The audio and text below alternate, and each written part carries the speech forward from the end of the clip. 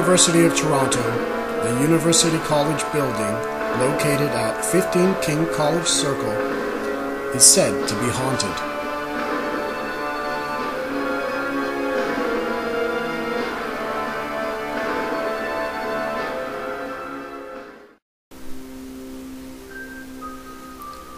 Having become a tradition at the U of T, the ghost story is retold in local university newspapers and magazines.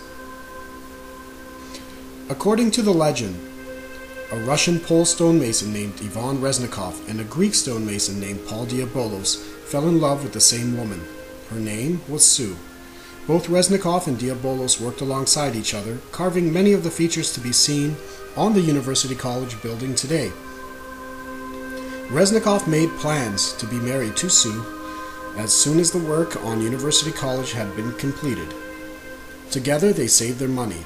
However, Paul Diabolos, who was the secret lover of Reznikoff's fiancée, had plans to also steal Reznikoff's money and go west to strike it rich as a gold miner.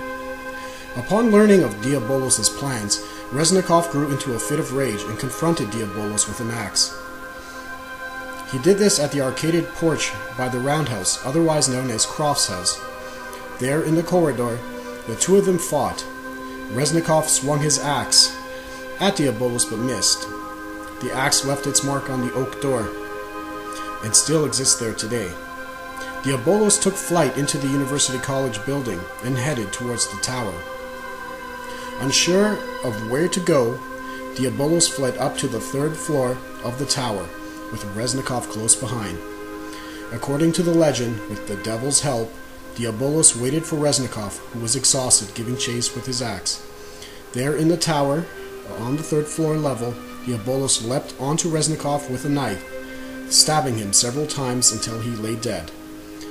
To hide his crime, Diabolos placed Reznikoff's body in the well of the tower, over which stairs were eventually constructed. Unknown to anyone, Reznikoff's body remained rotting beneath the stairwell until February 14, 1890, when a great fire ravaged University College. Since that time, University College continues to be haunted by the ghost of Reznikoff.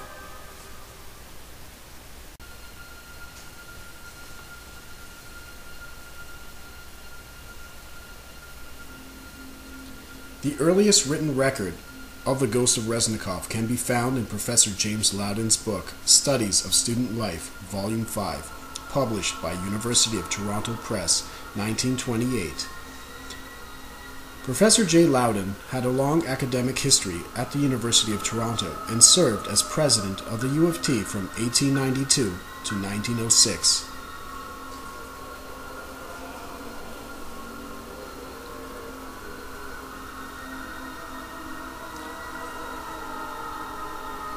Useful insights from Professor Loudon's book.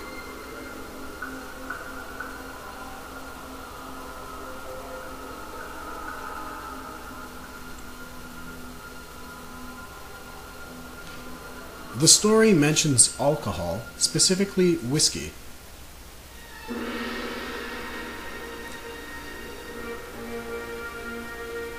According to Professor Loudon, the ghost of Reznikoff's story was told to him by a John Smith.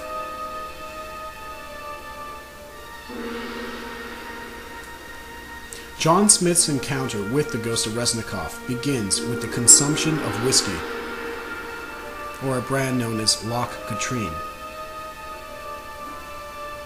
Apparently, the ghost of Reznikoff has a fondness for alcohol.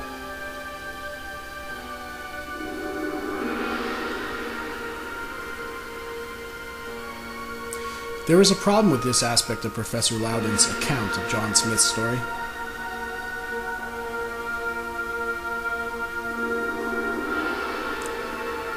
Professor Loudon writes, "Some people, in fact I may say most people, believe that their appearance is due solely to liquor.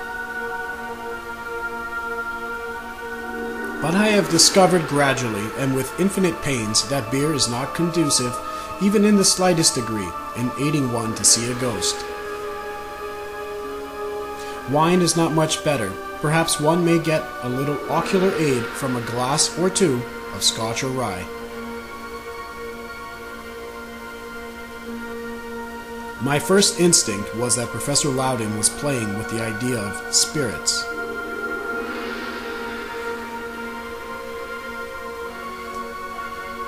In this case, alcoholic spirits.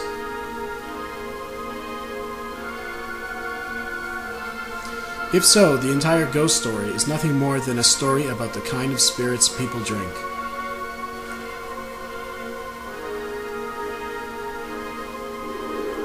Next, I learned that the ghost of Reznikoff also has a fondness for cigars.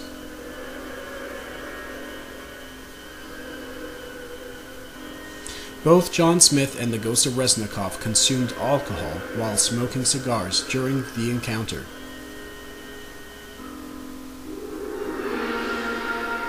Another useful item I learned from Professor Loudon's book was that the ghost of Reznikoff would become angry at the very mention of the word Greek. According to Professor Loudon's book, evidently he had had such a sad experience with Diabolos that ever afterwards all Greeks, ghosts or otherwise, their customs and even their language were as red rags to a bull. At the very mention of the word Greek, he raved and cursed and threatened to haunt the tower and its environs until the hated language of Greece had ceased. In addition to the alcohol, cigars, hatred for Greek, John Smith told Professor Loudon that the ghost of Reznikoff intended to appear every Halloween or Valentine's Day. Last and most important of all, the ghost of Reznikoff is said to haunt the Round House, or Croft Building, and the tower of the University College. Having learned these things from the earliest written record describing the ghost of Reznikoff, I could now carry out a practical investigation. Alcohol and cigars could be used to draw out the ghost of Reznikoff.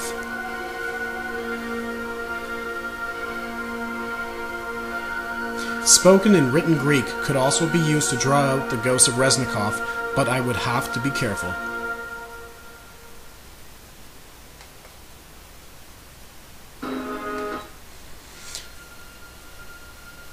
Although Halloween and Valentine's Day are said to be the days that the ghost of Reznikoff would make an appearance, I would conduct my investigation from September 2009 to February 2010.